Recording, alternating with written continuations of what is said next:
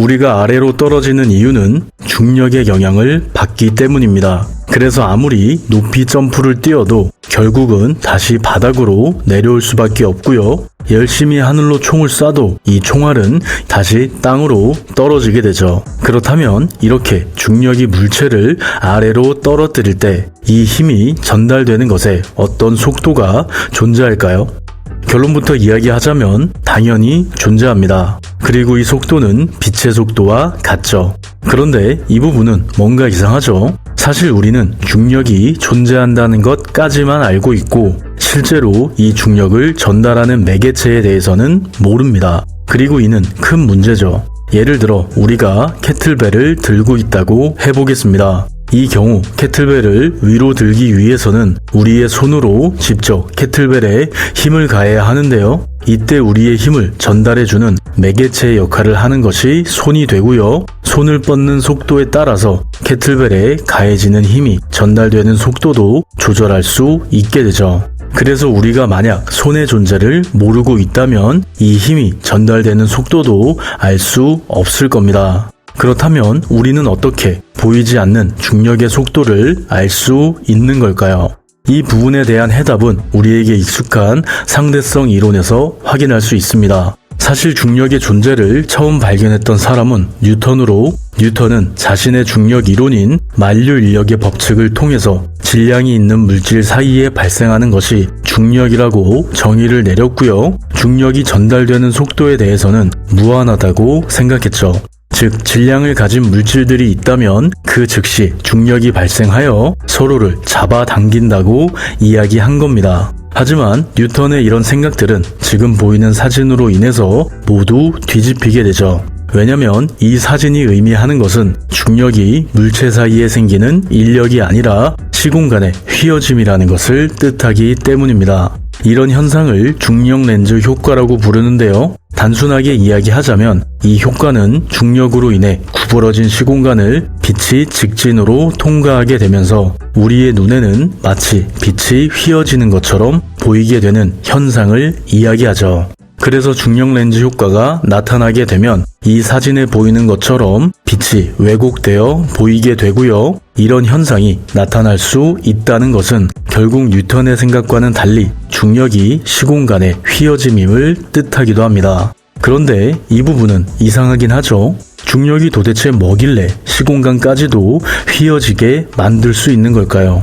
이쯤 되면 다 같이 외칠 수 있겠죠. 이 부분은 아인슈타인의 상대성 이론이 풀어질 수 있고요. 조금 더 정확히는 상대성 이론 중에서도 일반 상대성 이론에서 시공간의 휘어짐을 볼 수 있죠. 먼저 일반 상대성 이론에 따르자면 시공간이 휘어짐으로 인해서 생기는 중력은 관성력과 구분할 수 없다고 했습니다. 지금 차를 타고 있다고 가정하고 엑셀을 밟아서 갑자기 차를 출발시킨다고 해보죠.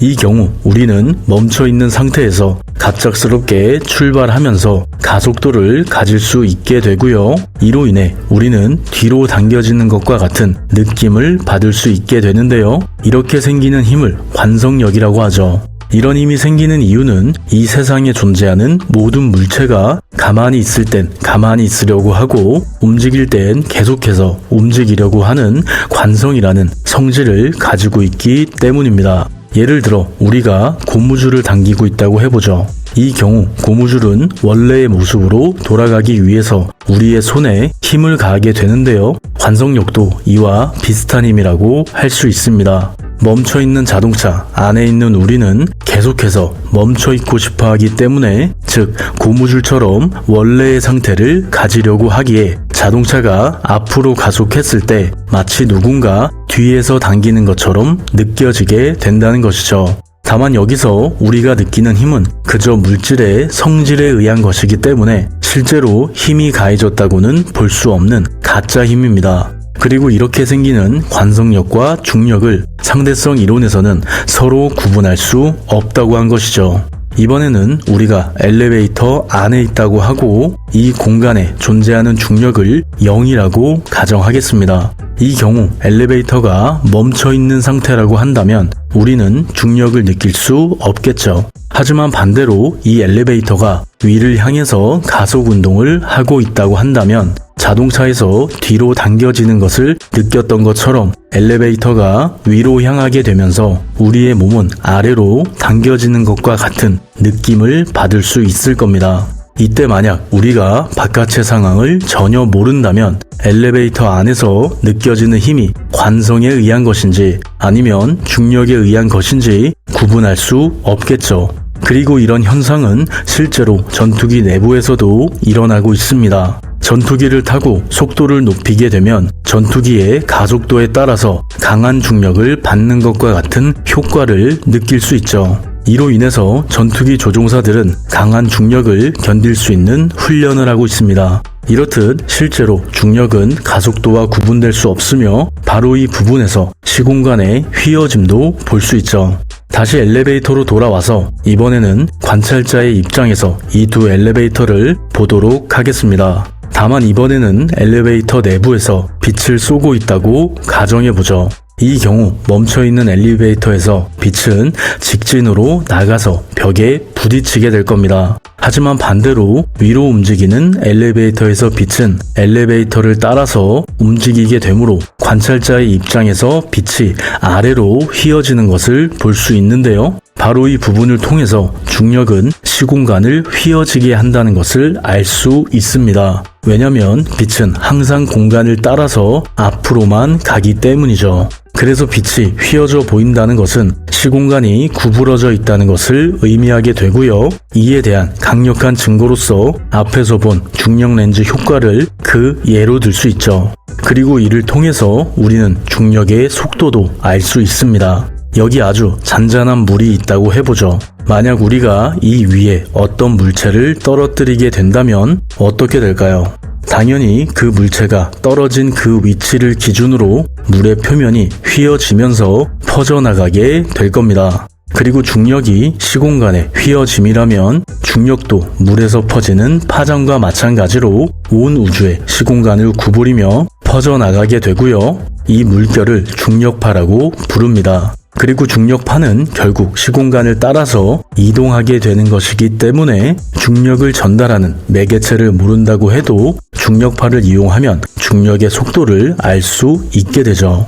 왜냐하면 속도는 곧 위치의 변화를 의미하기에 중력파의 위치 변화를 계산할 수 있다면 중력이 전달되는 속도도 구할 수 있기 때문입니다. 그리고 아인슈타인은 이미 이 중력파의 존재를 예상했고 중력의 속도에 대해서도 이미 결론을 내렸죠.